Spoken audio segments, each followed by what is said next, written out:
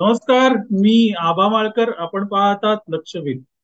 मंडळी, उपमुख्यमंत्री अजित पवार हे नाराज आहेत असं म्हटलं जात आहे. मागच्या एक दोन दिवसांच्या बातम्या तुम्ही बघा. सगळ्या बातम्यांमध्ये तुम्हाला दिसेल की अजित पवार नाराज आहेत अशी बातमी प्रामुख्याने त्याच्यात पेरली गेलेली. त्यातही शरद पवार गटाचे नेते, मग ते जयंत पाटील असतील, सुप्रिया सुळे असतील, अगदी रोहित पवार असतील, हेही प्रामुख्याने तेच सांगतायत की अजित पवार नाराज आहेत आणि भाजपने त्यांचा भ्रमनिरास केला असं ते म्हणतात. अजित पवार यांना डेंग्यू झाला होता आणि त्या डेंग्यूमुळे ते काहीसे अज्ञातवासात गेले होते, ट्रीटमेंट करत होते. त्यांचा डेंग्यू बरा झाल्यानंतर ते दिल्लीला गेले आणि त्यांनी केंद्रीय गृहमंत्री अमित शहा यांची भेट घेतली. ती भेट अजितदादा यांनी यासाठीच घेतली की आपली नाराजी त्यांच्या कानावर जाऊ दे असं सांगितलं जात आहे, असं बातमीमध्ये आहे. पण मित्रांनो, प्रश्न असा आहे की अजित पवार हे खरंच नाराज आहेत. आणि जर अजित पवार नाराज असतील तर ती नाराजी का आणि कशामुळे? मंडळी, अजित पवार जेव्हा दिल्लीला गेले दुसऱ्या दिवशी ही बातमी आली ते नाराज आहे. पण कारण त्याचं स्पष्ट झालं नाही आणि मग दुसऱ्या दिवशी बातमी आली की अजित पवार यांच्या सोबत जे काही आमदार आलेले आहेत त्यांना निधी मिळत नाही आणि त्यामुळे ते नाराज आहेत आणि ते नाराज असल्यामुळे अजितदादा नाराज. एकंदरीत या बातम्यांचा तुम्ही क्रम जर बघितला तर कुठेतरी ही बातमी पेरली आहे का अशी शंका येते. आणि त्याचं कारण काय असावं?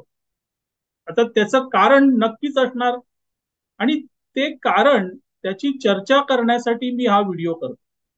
एक गोष्ट लक्षात ठेवली पाहिजे मित्रांनो, की अजितदादा हे दिल्लीला गेले त्यापूर्वी ते शरद पवार यांच्याशी बोलले आणि त्यानंतर असं म्हटलं जाऊ लागलं की अजितदादा शरद पवार यांचा एक संदेश घेऊन दिल्लीला गेले.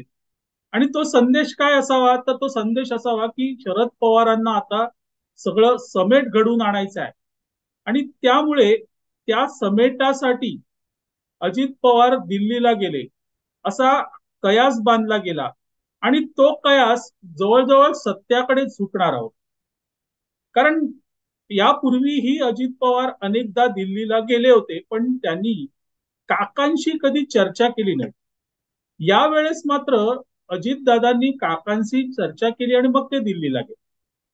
आता मुळात ही बातमी काही मराठी मीडिया दाखवणार नाही की बाबा काकांचा कोणता संदेश घेऊन गेले, काकांना खरंच भाजप सोबत सत्तेत यायचं आहे का, हे मराठी मीडिया दाखवणार नाही. पण युट्यूबर्सने, म्हणजे माझ्यासारख्या युट्यूबर्सने ते मांडलं आणि त्यानंतर त्या विषयाची चर्चा सुरू झाली. आता ही चर्चा इतकी गंभीर स्वरूपात होती की खुद्द सुप्रियाताई सुळे यांनाही त्याबद्दल शंका यायला लागली. आणि मग नेहमीप्रमाणे सुप्रिया सुळे यांनी भावनिक आवाहन केलं आणि ते भावनिक आव्हान अर्थातच कोर्टात प्रकरण गेलेलं आहे.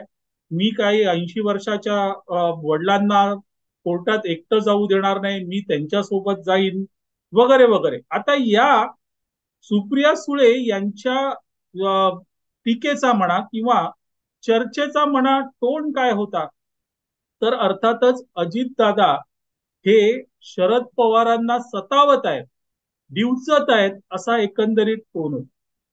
आता लक्षात घ्या की ही चर्चा कुठपर्यंत गेली, नाहीतर त्या चर्चेत काही अर्थच नसता तर सुप्रिया सुळे यांनी असं भावनिक आवाहन केलं नसतं. त्याकडे सरळ सरळ दुर्लक्ष केलं असतं. पण सुप्रिया ताईंनी त्याकडे दुर्लक्ष केलं नाही आणि सगळं भावनिक आव्हानाकडे त्या घेऊन गेल्या.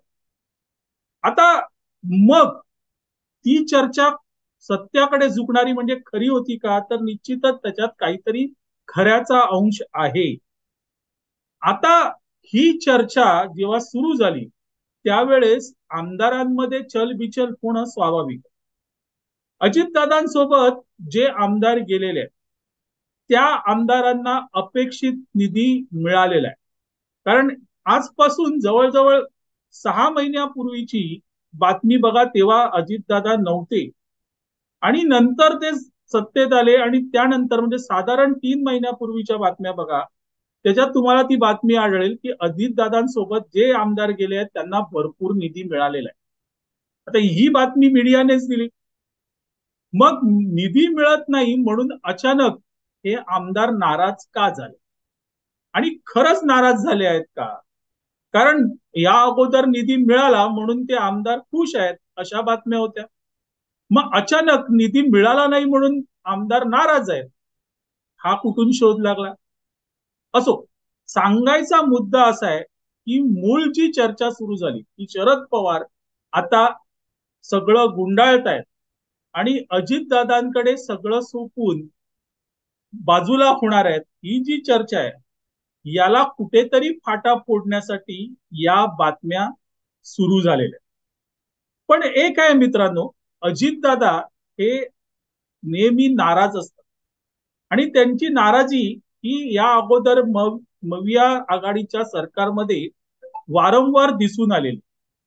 आताही अजितदादा नाराज असू शकतील का? शक्यता टाळता येत नाहीये. कारण एखादा निर्णय मनाविरुद्ध झाला तर अजितदादा नाराज असू शकतात. आणि पुन्हा या महायुतीमध्ये 3 पक्ष आहेत. एकनाथ शिंदेची शिवसेना, भाजप तर आहेच आणि अजितदादा. त्यामुळे सगळ्यांना त्यांच्या मनासारखं काही होईल असं नाहीये. अशा वेळेस तडजोड हा एकमेव उपाय असतो आणि ती तडजोड कुठे ना कुठेतरी करावी लागते. पण दादा जर ती तडजोड करायला तयार नसतील तर भाजपने त्याचा विचार केला पाहिजे. कारण शिंदेचं आणि फडणवीस यांचं व्यवस्थित चाललं होतं, त्यात काही उणं नव्हतं. दोघही एकमेकांना कॉपरेटिव्ह अशी भूमिका घेत होती. दादांनी जर वेगळं पाऊल उचलायचं ठरवलं किंवा छोट्या छोट्या गोष्टीत नाराज व्हायचं ठरवलं तर आता फडणवीस यांनी याची गांभीर्याने दखल घ्यायला पाहिजे. हाय ते बिघडायला नको. त्यापेक्षा तुम्ही आलात ठीक आहे, नसता आलात तरीही बरं होतं, ही भूमिका असायला पाहिजे असं मला वाटतं. तुम्हाला काय वाटतं जरूर कळवा. तुर्तास इथे थांबतो. आपल्याला हा व्हिडिओ आवडला तर लाईक करा, शेअर करा आणि लक्षवेधला सबस्क्राईब करा. धन्यवाद.